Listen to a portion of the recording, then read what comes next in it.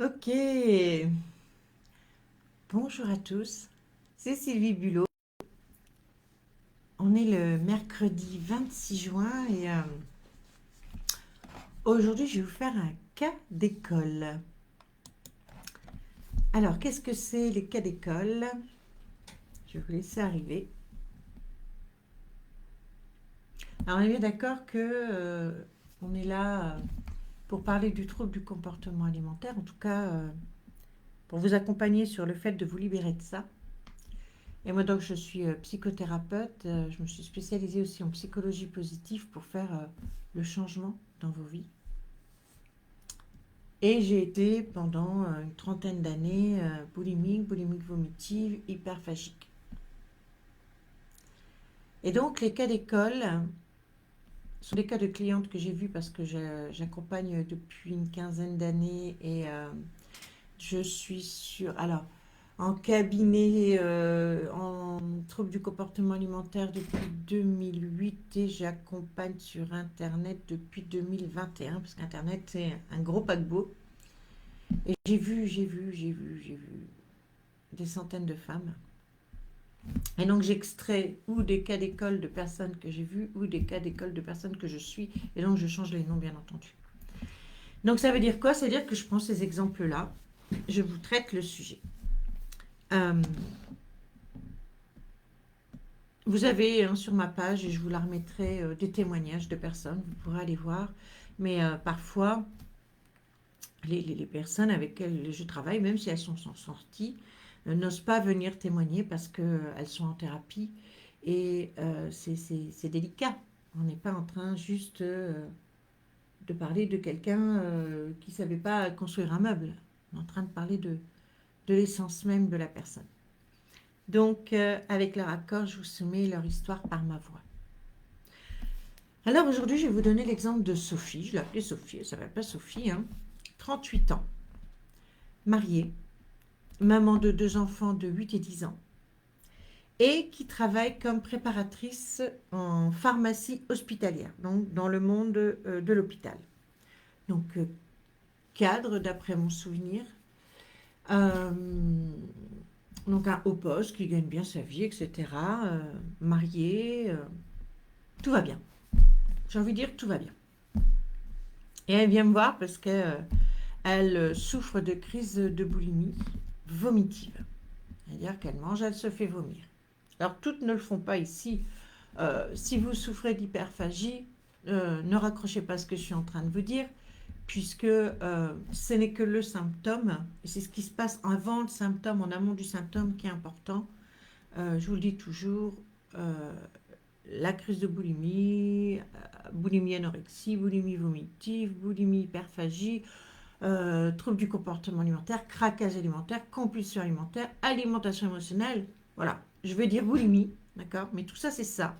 Ce n'est que le symptôme. Euh, c'est comme quelqu'un qui commencerait à avoir une douleur dans le bras. On sait que c'est le symptôme que son cœur ne va pas bien. Et on ne va pas soigner son bras. On va aller soigner son cœur. D'accord? C'est ça qu'on fait ici. J'espère que ça c'est bien clair. Je répète parce que je sais que quand vous arrivez dans ce groupe, pour vous, c'est vraiment pas clair du tout. Et vous pensez qu'on va parler de régime et que c'est le fait de parler d'un régime que vous allez vous libérer de la boulimie. Non. Quand vous irez mieux, quand vous aurez réglé le symptôme, il sera temps, et on peut le faire en parallèle, de regarder ce que vous mettez dans votre assiette parce que ça a aussi son importance sur les neurotransmetteurs. C'est tout ce qu'on fait dans le programme. Mais là, pour l'instant, on ne s'occupe pas de ça. D'accord? Elle me dit, Sophie, il y a un an, mon mari m'a prise en flagrant délit d'une crise de boulimie vomitive en train de me faire vomir. Jusque-là, mon mari pensait juste que j'étais gourmande parce qu'il la voyait manger, mais il la voyait pas vomir. Et la réaction de monsieur, chacun fait du mieux qu'il peut. Vous savez, dans la vie, on peut pas en vouloir à ce monsieur-là de sa réaction. Parce que pour lui, ça a dû être violent. Imaginez de voir sa femme au-dessus des chiottes en train de se mettre les doigts et de vomir. Quand même pas glamour. Il lui a dit, tu me dégoûtes. Ça me dégoûte. Tu me dégoûtes. Je ne sais pas comment il l'a dit exactement, mais en tout cas, il me dit que je le dégoûte. il a perdu son côté enjoué. Et il m'a dit d'aller voir un docteur. Waouh. Si ça avait été juste, je vais mettre mon ventilateur, il fait déjà chaud, bien qu'il soit 8h30, un petit et demi. Si ça avait été juste sur le coup, mais qu'après il avait repris le relais, il avait repris, pas le relais, il avait, ouais, ok, d'accord, bah, je vais t'accompagner, tout irait bien. Je dirais, c'est choquant. Voir quelqu'un qui fait une crise de se faire vomir, c'est choquant. Sauf qu'il a continué, pas par méchanceté, mais pour essayer de la secouer en fait. Mais ça a été mal fait. Il lui a continué à lui dire, mais t'es plus celle que j'ai connue, je me sens triste, je te trouve moins belle. C'est les mots qu'elle me disait, hein, d'accord. Il lui a dit aussi, t'as pas de volonté. Quand je t'ai connue, t'avais une volonté de faire, t'as tenu les objectifs que t'avais définis. Comme si le fait de ne pas arriver à se libérer de la boulimie vomitive, c'était de sa faute et c'était juste une histoire de volonté. Ça n'est pas du tout, mais alors pas du tout une histoire de volonté, ça n'a rien à voir avec ça. Bien au contraire. Et il lui disait, t'es plus celle que j'ai connue parce que tous les objectifs, tu les atteignais. Mais cet objectif-là, on ne peut pas l'atteindre avec de la volonté. Ce n'est pas une histoire de volonté. Ça aussi, je veux que vous l'entendiez. Ça n'est pas une histoire de volonté. Vous avez eu tellement de volonté pour trouver un job, faire vos études, élever vos enfants. Prenez un papier, un crayon là et notez tous les moments où vous avez eu de la volonté dans votre vie. Et arrêtez de dire que c'est une histoire de volonté. Ça, c'est pareil, c'est très important à entendre. Donc, il continue tout au long de cette année. J'ai l'impression que tu n'es plus là. C'est les mots qu'elle me dit. Et elle me dit, d'essayer de me secouer, mais j'y arrive plus. Il prend de plus en plus ses distances. J'ai plus de câlins. Il lui a même dit à un moment, moi quand j'ai décidé d'arrêter de fumer, j'ai arrêté de fumer, point.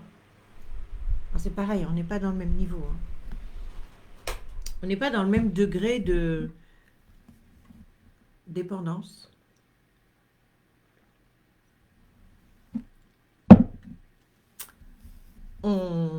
Si on devait faire une comparaison, on serait plutôt dans le degré de l'alcoolisme. Il y a une thérapie à faire. Point. Pour arrêter la clope, il n'y a pas besoin de thérapie. Donc, on n'est pas du tout sur le même niveau de... voilà. Donc, lui, il a fait ce qu'il a pu. Alors, elle me dit, en substance, quand elle vient me voir, c'était... c'est un peu avant le Covid. Ah bah, j'ai décidé de me reprendre en main, mais j'avais envie de travailler aussi sur ce que je pense, etc. Je mange une orange le matin. Le midi, je mange une salade avec une tranche de jambon. À 16h, je craque. Je commence par un bol de céréales. Donc, elle prenait des céréales Coq et Lox, machin. Plutôt pas mal. Je veux dire, bon, moi, je suis pas pour tous ces trucs-là, mais plutôt pas mal. C'est mieux ça que des, je sais pas, moi, peut-être des Choco Pops. Puis après, c'est la descente aux enfers. Je mange les biscuits des enfants. J'enchaîne. Je vais fouiller le frigo. Je mange du fromage. C'est-à-dire qu'elle est en train de m'expliquer qu'au début, elle craque sur des choses propres, comme les céréales, parce qu'elle pense que c'est bien. Et après, ça disjoncte, elle ne maîtrise plus rien, elle perd le contrôle. Elle perd le contrôle complètement.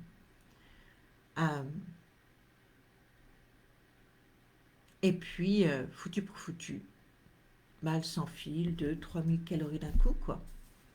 Tout ce qui lui tombe sous la main. Elle ouvre les tiroirs, elle fouille, elle cherche. Je me souviens d'une personne qui me disait,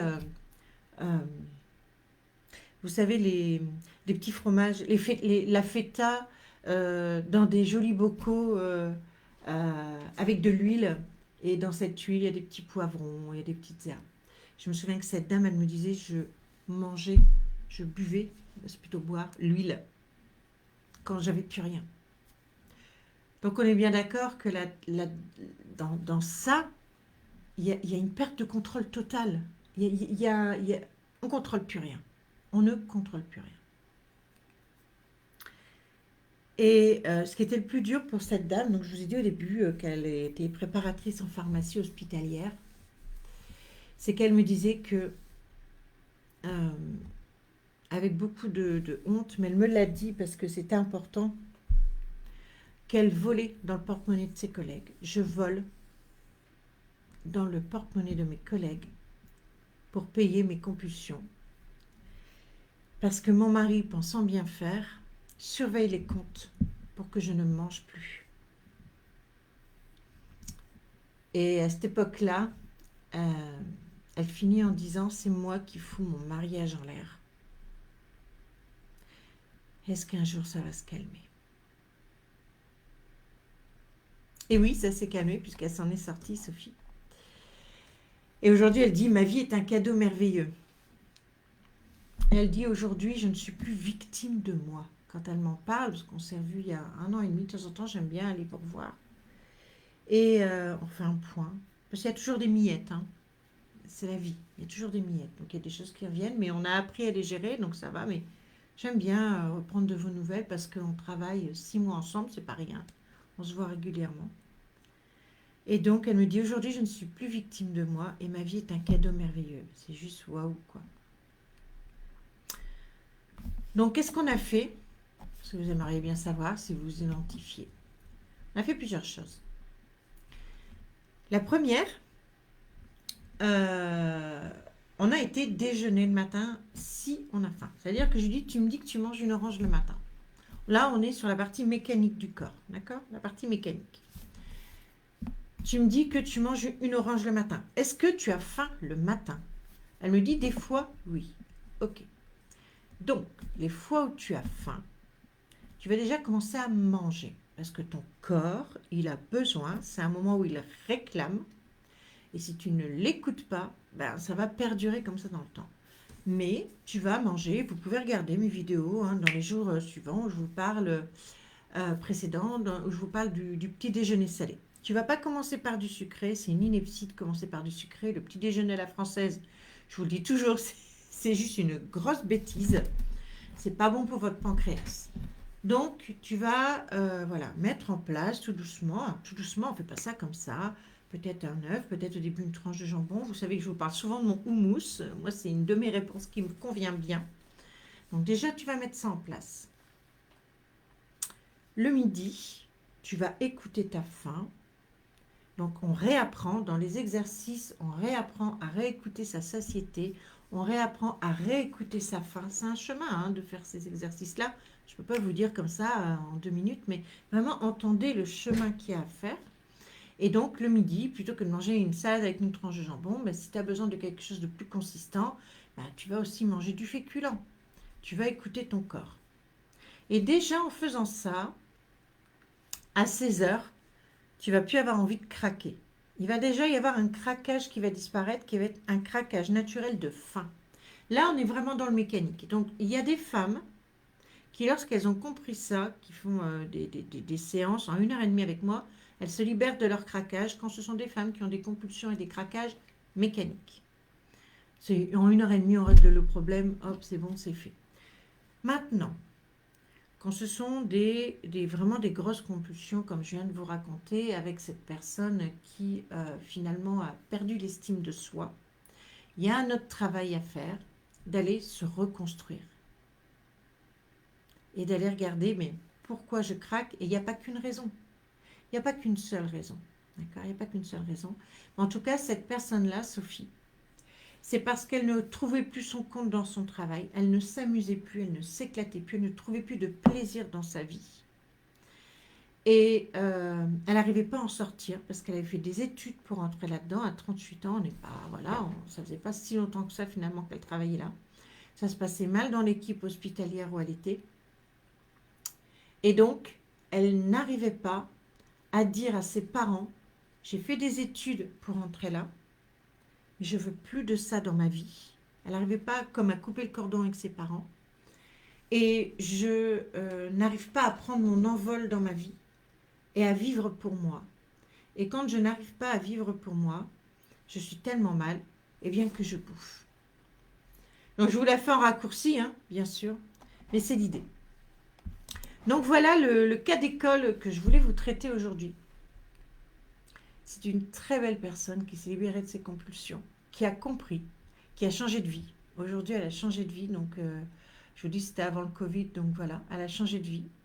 Elle a réussi à dire les choses à ses parents, à quitter ce boulot absolument merveilleux dans les yeux de ses parents, parce que ça rassurait ses parents.